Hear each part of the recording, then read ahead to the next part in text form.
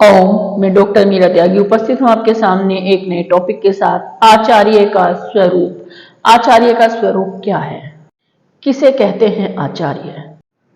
जो विद्वान पुरुष अपने आचरण से शिक्षा देते हैं वो आचार्य कहलाता है।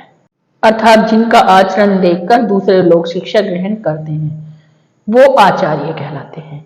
इसीलिए उनको आचार्य कहा गया है। आचार्य जो शब्द बना है वो आचरण से बना है। आचार्य केवल वाणी से शिक्षा नहीं देते बल्कि उन बातों को अपने आचरण में धारण करते हैं जिससे दूसरे लोग उनसे प्रेरणा लेकर सीखते हैं।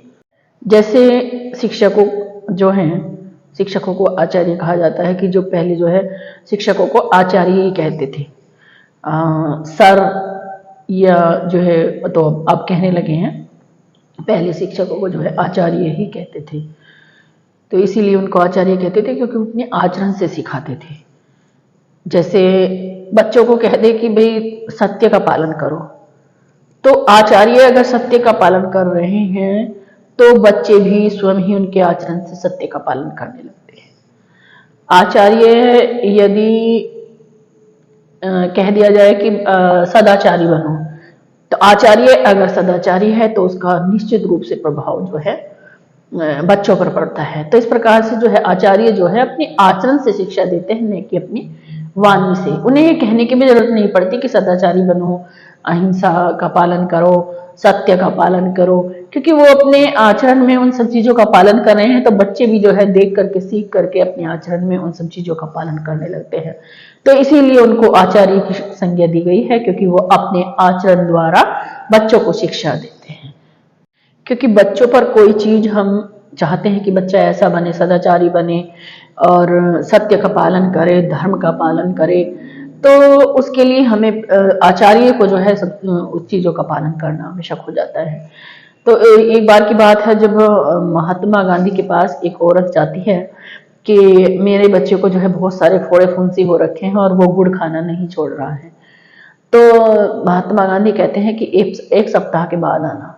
महात्मा गांधी उस चीज को अपने आचरण में धारण करते हैं कि मैं उसको गुड़ छोड़ने के लिए कहूं और मैं खुद गुड़ खाता हूं, तो क्या मैं, अगर मैं उसको छोड़ सकता हूं, मैं उसका पालन कर सकता हूं, तभी मैं उसको कहूंगा। तो महात्मा गांधी उस चीज को अपने आचरण में लाते हैं। एक सप्ताह तक वो गुड़ छोड़ देते हैं और देखते हैं कि हाँ, मैंने जो है इस पर पूरा कंट्रोल कर लिया है, मैं अब गुड़ नहीं भी खाऊंगा तो कोई बात नहीं है, मैंने अपना इसको पूरा अपने आप में कंट्रोल कर लिया है, नियंत्रित कर लिया है।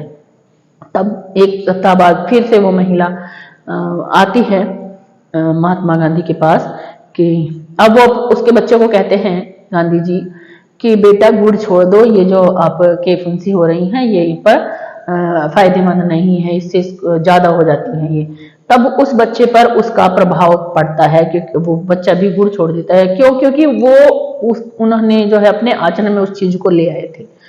तो जब आचार्य जो है अपने आचरण में उस चीज को ले आता है तो बच्चे पर उसका बहुत ही अच्छा प्रभाव पड़ता है, पॉजिटिव प्रभाव उस पर पड़ता है।